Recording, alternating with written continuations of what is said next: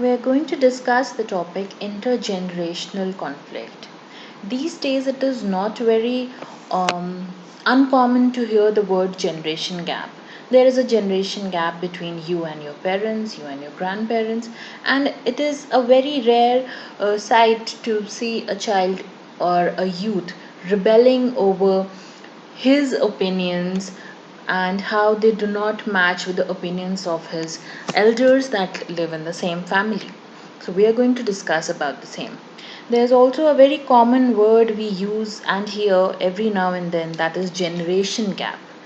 There's a generation gap because our parents were brought up in a time that was very different from the times that we are living in today. The culture that they were brought up in, the socialization process was very different from the kind of upbringing that we had. What happens as a result is there are clashes because there is no agreement. When two people are brought up in different environments, they will have different notions and opinions about different things. That is when the family begins to get disorganized. The relationships, they start breaking down. There is no harmony. There is also a role conflict. A father, he has this picture of how his son should act, but because his son is brought up differently, he does not adhere to what his father thinks of him. Therefore, there is a role conflict. The father may think that his son is not the ideal son, even though he is fulfilling his duties and responsibilities, but not in the same way as his father imagined. So, why does this actually happen?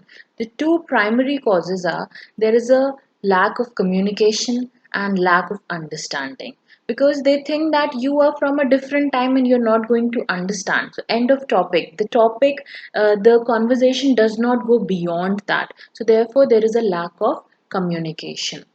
Now, in when we talk about intergeneration gap in sociology or intergenerational conflict, we can say that there are differences, distance, or conflict of values between the adults and the adolescent generation.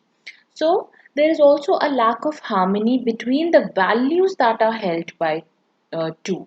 For example, this generation today does not look up at divorce like a taboo, but at the same time, the people from an older generation, they still think of divorce as a taboo. They try to keep the family together. They try to make things better so that it does not go up to the stage where there is a divorce. Also, when a child grows up and reaches the stage of adolescence, he gets a better understanding of the field of abstract ideas because he has learned many things on his own. He has experienced many things on his own because of his socialization, because of his peers, schools, the books that he's reading, the media he's exposed to.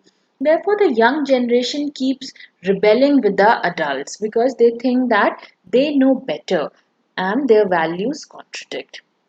So, the cultures of both is contrasting, and this is the main problem that exists when we talk about a conflict in family. As a result, the relationship also goes under a strain because the youth, they question the values like commitment, sacrifice, family identity. They question these values because they do not understand the importance of it. Because they think, why do I need to sacrifice? I have my own identity. I am a person of my own. I do not need to, sacrifice for somebody else. But at the same time, the parents might suggest that you need to sacrifice to keep your family together, you need to have commitment, you need to have so and so values. But the youth, as a result, they reciprocate by saying that the elders in the society, in the family, they display hypocrisy, because at one time when the parents are telling you on one hand that you should be independent, you should have a decent job, a good job, you should be your own person, at the same time the same parents tell you to sacrifice for someone else's happiness. So that is what is the display of hypocrisy. Parents also refuse to let children take responsibility for their own lives because parents are afraid that the children, if they are, let loose, if they are given a lot of independence, they will feel there is a lack of responsibility and they will not adhere to the norms of the society. Therefore, they want their children to conform to the norms, to conform to the standards that are already there in the society. But the children rebel because they want to be independent, they want to have their own experiences, ideas, and norms. They do not want to go by what the society has set. Therefore, they challenge the opinions of elders. This also happens because most of the time children are spending time with like minded people or with people of their own age.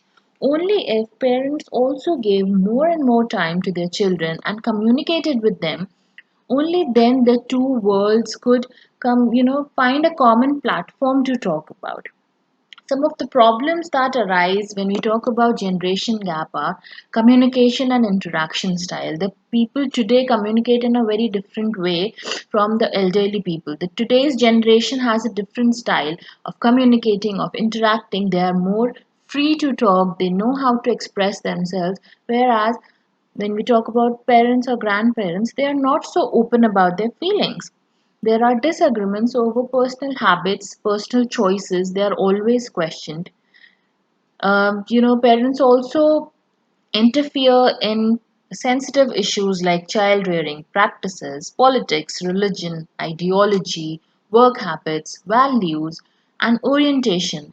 An example can be a father does not understand that his son is working for say 14 hours a day. He would keep telling him not to work so hard, not to give so much time to his work. But the child rebels. Even if he's an adult, he will rebel because his father does not understand the situation his child is working under, the situation, the present scenario that is there in offices today. Now, there are some theories which talk about intergenerational conflict. Let's go by them one by one. The first theory is clash of inferiority complexes, which says that parents and children they both have their own inferiority complexes. Parents they think that they have crossed the prime time of their life and they do not have the kind of personality, the kind of aura that they had when they were young. And children, on the other hand, they feel inferior because they are not experienced enough. They think that they lack the experience that their parents have. Therefore, because of this inferiority complex, there is an alienation between the two generations. Distler has talked about peristic and meristic culture. He said that United States is moving from peristic to a meristic culture. Peristic culture is what that is entirely goal oriented and has no value for feelings, for expressions, and it is all about working towards your goal, achieving your goal. There's a delay of gratification, but the meristic culture is all about sensory experiences, expressing yourself, your feelings, talking about them. The next theory is given by David Elkin, who has talked about how the older generation exploiting the younger generation. Why did he say that? He said that when at one hand the younger generation is trying to be free, trying to be independent, is trying to speak about their own rights, and there are so many political rights that the youth are aware today, and it wasn't the case always. But the elders they keep talking about responsibility, they keep talking about achievement, they keep comparing the grades of one child to another. So these things are they act um, like hindrances to one's personal growth. If we talk about the scenario today, there are so many life experiences which is different from what it was earlier in earlier times. The education, urbanization, mass media, technology. So therefore there are a lot of dissimilarities in ideas. We also face it often. You cannot always be in sync with your parents. There are so many disagreements. And it is also true that the faster a society changes, the wider distance between the generations arise, because the elder generation, they cannot keep up with the changes that are there in the society, and the younger generation, they are very much keen and enthusiastic to change with the changing times and societies. So what is the way ahead? There has to be some kind of understanding, there has to be a ground zero, there has to be respect and conflict resolution when we talk about conflict within the family. Mannheim said that generation gap has also a functional aspect, because the youth, it keeps challenging the status quo, and as a result it innovates and tries to improve the society and themselves also. Therefore it has a functional aspect as well. Now let us look at some questions. First is, what do you think are the main reasons for intergenerational conflict? So, a situation of contest, there are, a problem with values and rejection of old life practices. So, all the answers are correct because there is a contrast between the two cultures where the two generations were brought up in. Question number two, intergenerational conflict also serves a functional role in the society.